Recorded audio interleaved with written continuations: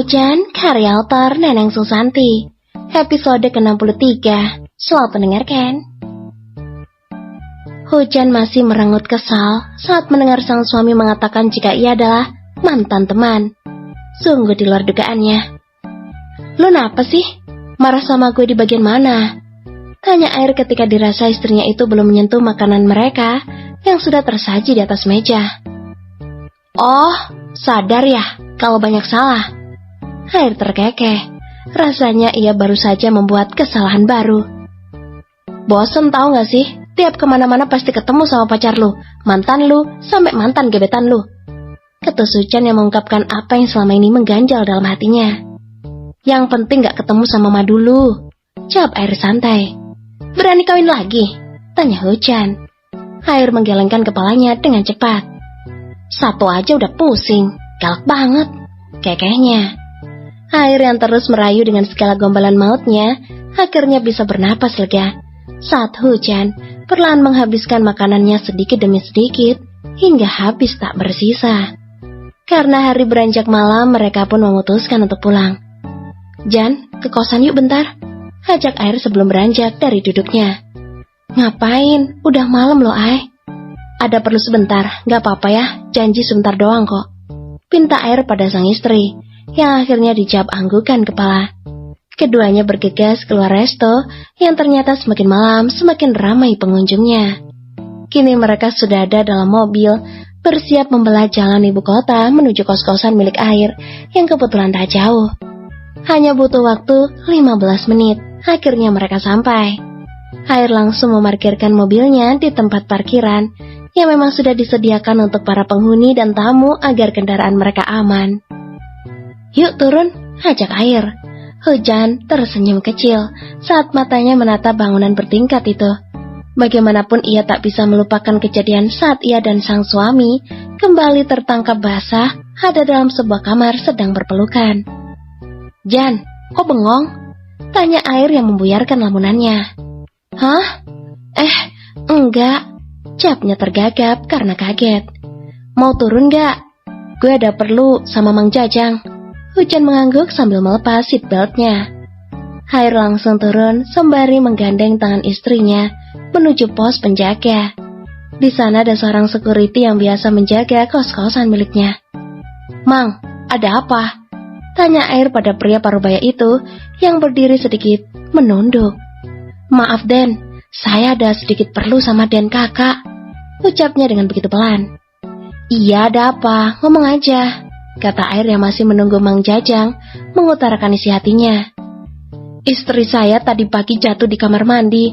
Hari ini dibawa ke rumah sakit karena ada tulang yang retak di bagian bokong. Saya mau minta tolong dan kakak pinjamkan saya uang. Nanti bisa potong gaji saya bulan depan," tutur Mang Jajang masih menunduk. "Oh, kirain ada apa," kekek Air yang mengerti dengan maksud pegawainya itu. "Sekarang kos-kosan yang pegang istri saya izin istri saya dulu ya," kata Air yang langsung membuat Hujan tertegun. "Ay, Mang Jajan mau pinjam uang, boleh nggak?"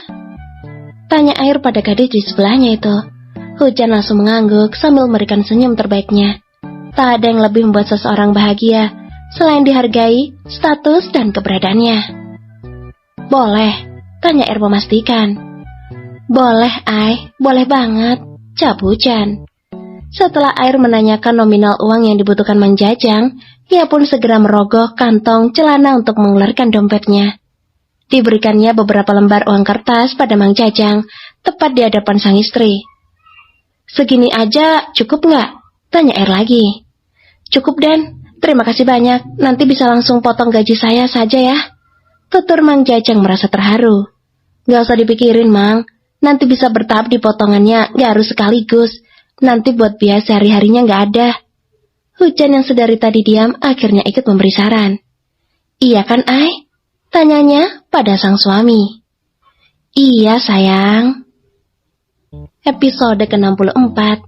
Selamat mendengarkan. "Iya, sayang." Hujan yang baru mendengar panggilan sayang dari suaminya malah refleks mencubit perut Air untuk menutupi rasa malunya. Sampai pemuda itu meringis kesakitan. "Sakit Jan, hujan deras."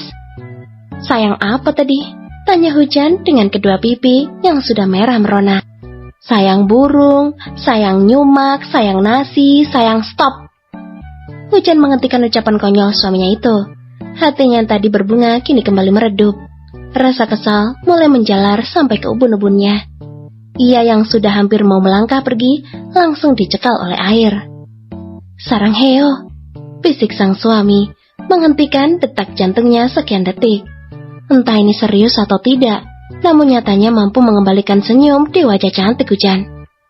Yuk pulang, ajak air setelah ia juga berpamitan dengan Mang Jajang. Apa mau main-main dulu di kosan?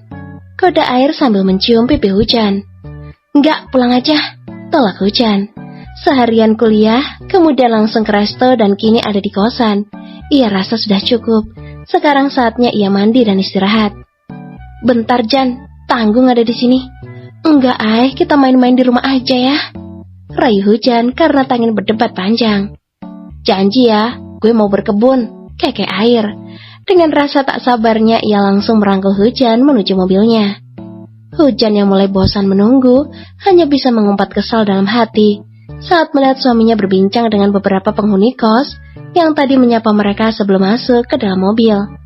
Sikap ramah dan tak sombongnya pada orang-orang di sekitar membuat air cukup dikenal dan disenangi. Belum lagi, sikap sigapnya saat ada yang butuh bantuannya. Maaf, ucap air saat masuk ke dalam mobil. Ia yang melihat sang istri hanya diam, langsung menarik tengkuknya. Sini, cium dulu biar gak cemberut.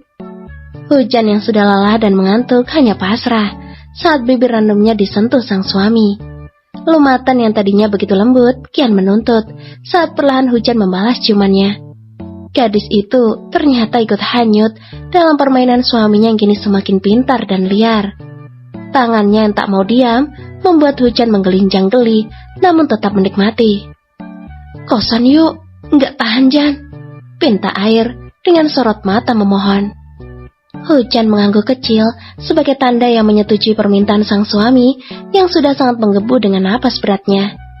Pasangan suami istri halal itu langsung menuju kamar dengan nomor 20 yang biasa ditempati oleh air jika ia sedang ingin sendiri. Air membaringkan tubuh langsing istrinya di atas ranjang tanpa melepas pakutan mereka.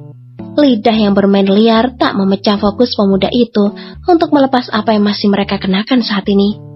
Satu persatu, semua terlepas, hingga keduanya polos.